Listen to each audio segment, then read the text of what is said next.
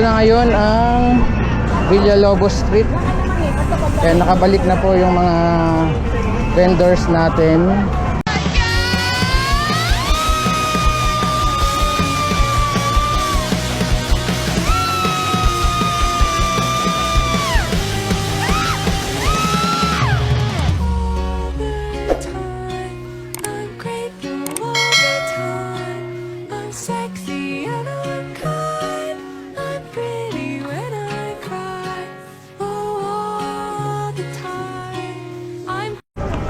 Pero mapapansin nyo mas maluwag yung kalsada ngayon dahil wala pong mga nakalagpas sa linya. Ayan o.